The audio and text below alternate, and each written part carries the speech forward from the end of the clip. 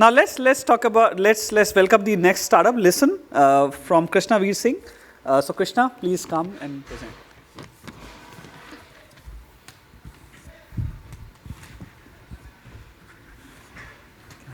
Clicker? Yeah, I think so. And where to point? Sorry? Where to point this? Just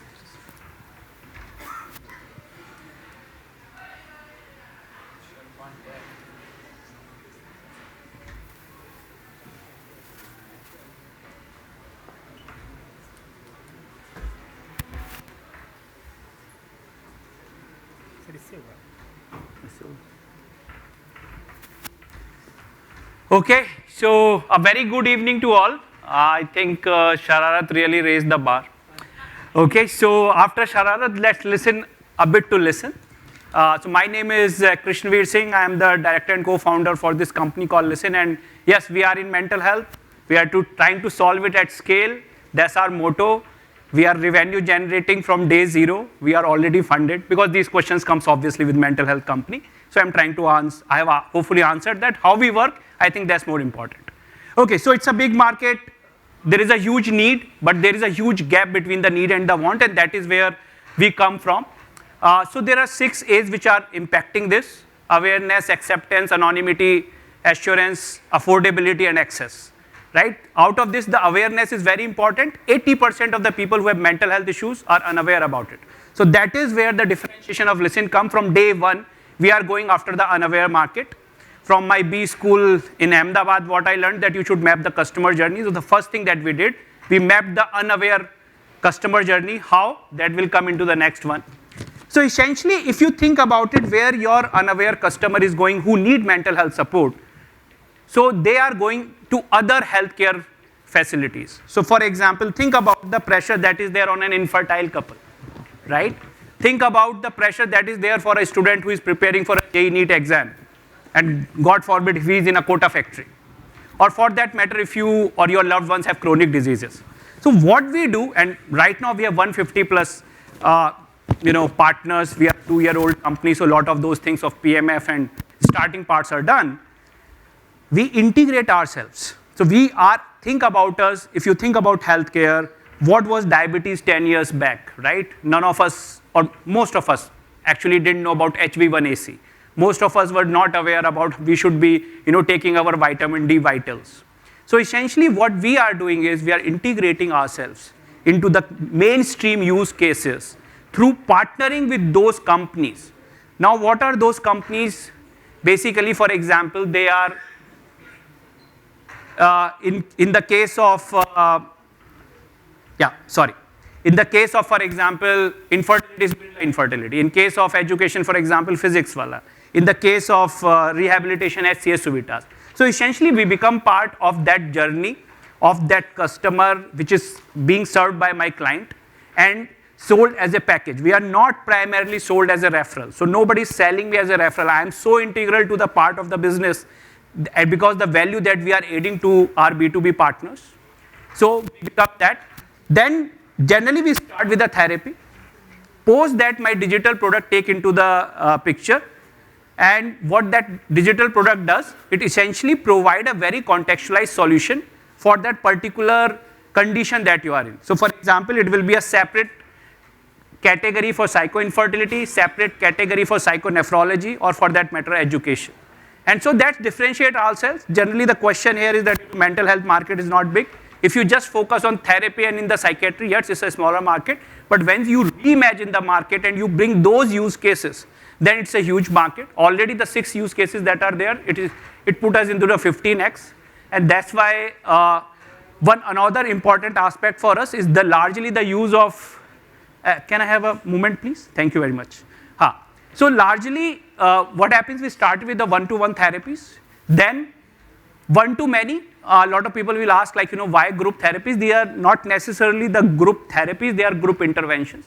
For example, in the case we are getting very homogeneous population, whether it's in infertility or in education, we can reach out to the larger number of people through the common threads, and generally the messaging is not around again mental health.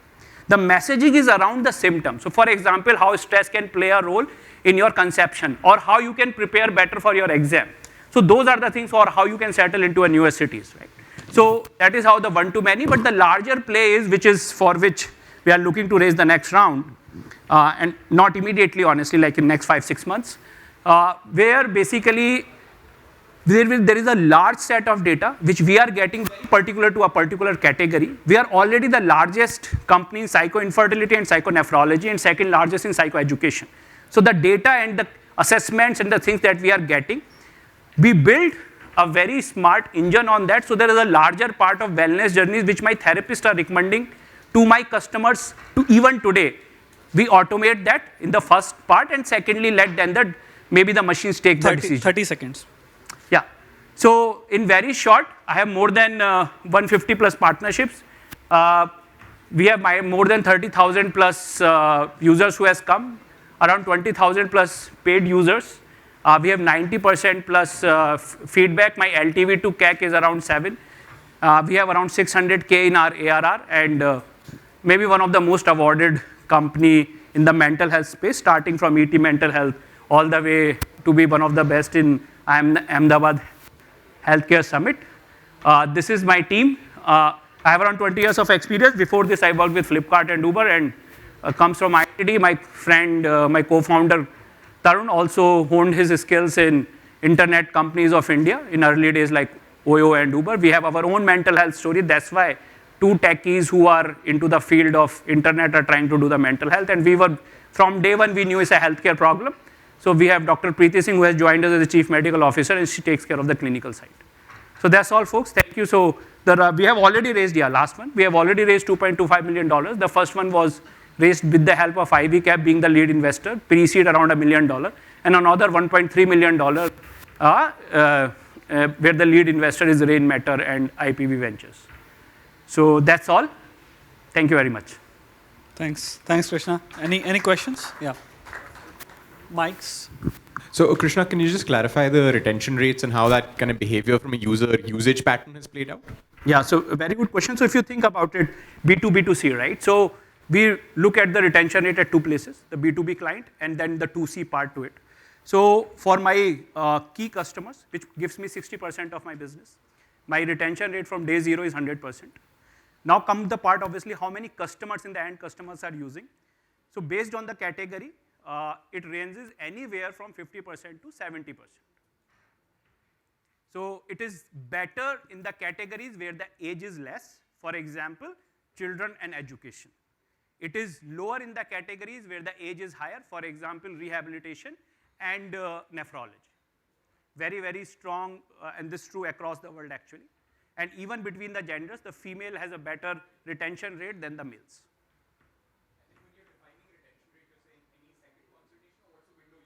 So basically, a window generally, very fair question again. So for example, if there is a child category, you are doing multiple interventions from speech, from occupational, it's a monthly package. So that monthly package is for a month. So for us, it is about, in the child category, is whether the person renewed it for the next month or not. In a nephrology category, it will be pure repeat because it's a referral kind of business. For example, in education, I'm part of the full year curriculum for physics one. But the people who are coming for one-on-one, their retention is around 52%, where it is defined as people taking second or third session.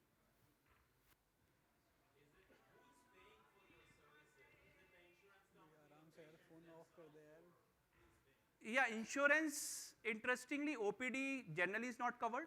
It's more of an OPD business right now. IPD is now, as per IRDA, is covered. So right now, it's very interesting. I charge to B2B. I charge to physics wala, I charge to VFI, I charge to everyone. Mostly what they are doing is they are taking me as a package, and most probably they are upselling myself to the end customer. This is my assumption, obviously quite true as well. Most of the healthcare, the end customer is paying, most of the education, because the coaching centers have bigger margins, so they are paying as of now. So I basically, my two very specific distinct part here is, so if I would say all the adult, right, my average order value, again on a monthly basis, is 1,200 rupees. On the child side, because there is a multiple intervention, again on a monthly value is around 11,000 rupees.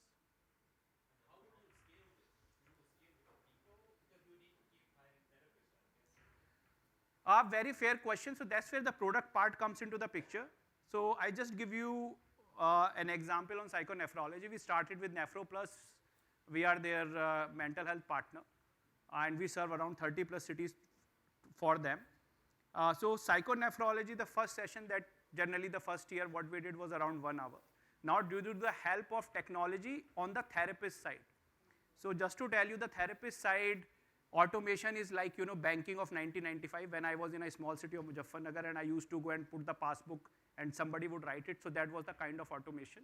Now the automation that we did primarily in 3 places. Standard assessments. So even just please try it.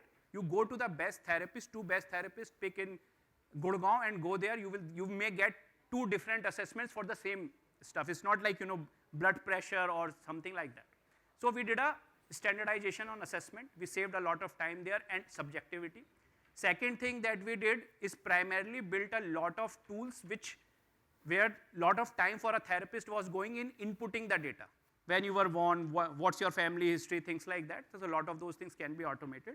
And last but not the least, there is a lot of things that you can do on the digitally, for example, running those deeper assessments. So for example, you need to draw something, especially in the case of child. So we built all these therapist tool and we reduced the time over there. So that's basically reducing the time to do one therapy. Second part is we also diversified, we are not just dependent on therapists. So what we have now, we have 5 different types of mental health professionals, MHPs as we call them. Obviously psychiatrists are there, psychologists are there, which we understand, but we have speech therapists, we have special educators, we have occupational therapists. So we are not just dependent on one set of supply. Krishna, I think we are out of time, so I think anyone who would like to express an interest can raise their hands and we can note their names. Amit, please. Yeah. Thank you very much. Thank you, Krishna. So our next startup